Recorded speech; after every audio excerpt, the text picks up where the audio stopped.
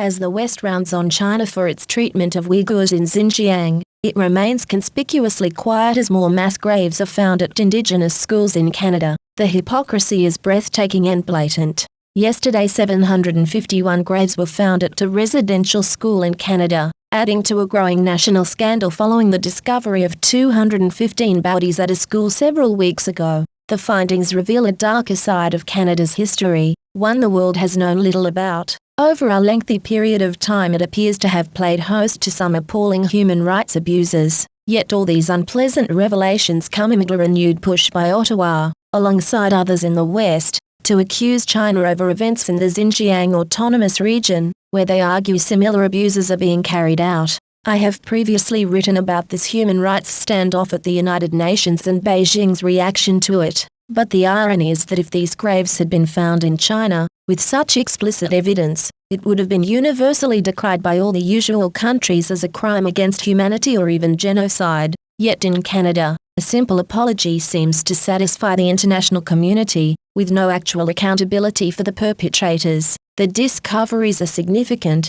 though, as they completely redefine our understanding of Canada and its past, and more particularly they shine a light into the nature of the Anglosphere, the British Empire-derived countries Australia, Canada, New Zealand, and the United States, plus the United Kingdom. These 5 countries, although perhaps less so New Zealand, are tied together not just by common heritage and the legacy of British imperialism, but by a unifying zeal of absolutist moral exceptionalism, a self-appointed right to police and dictate world affairs and enforce their values globally. Despite these countries having constructed themselves and their wealth on the oppression of indigenous populations, they have frequently depicted themselves as saviors in the wider world. Canada is probably the most striking example. Even if it is not widely acknowledged, the world is largely conscious to some degree that Australia, the UK and US do not have spotless backgrounds, but few have paused to consider the fact that at its heart, Canada is a colonial state which from the 1960s onwards remarketed itself as a liberal utopia and now presents itself as a beacon of progressive and benevolent governance.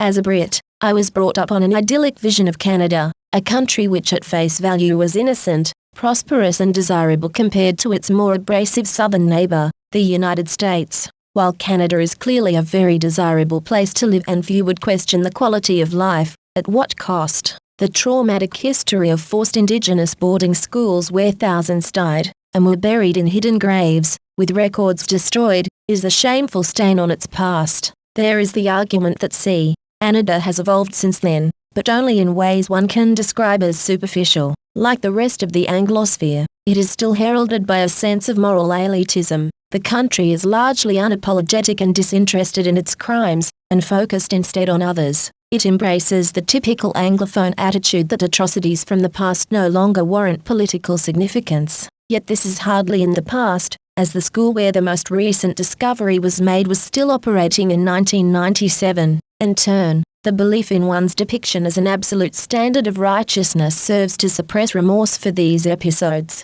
History, as they say, is written by the winners, and arguably it is the political triumph of these countries on the world stage that has relegated such dark episodes to the fringes. In international relations, there is only power that sets countries apart in how they can hold each other accountable, and, accordingly, only the losers end up paying the price. The involvement of all 5 countries in the victory over Nazism in World War II was at the heart of their rebranding from the world's biggest exploiters to the world's most heroic nations. The defeat of Hitler and evil of the Holocaust allowed these countries to establish a simple narrative which their populations bought into, that they were forces for good, had an infinite right to police others, and that their own past indiscretions should be forgotten. You truly see that attitude in application towards countries such as China. Canada accuses Beijing of genocide, but does not in fact recognize its own genocide. The dominance of the Anglosphere is a reminder that international justice is not uniform, and exists in 2 tiers. The largest and most notorious offenders of human rights historically are given a waiver for their sins,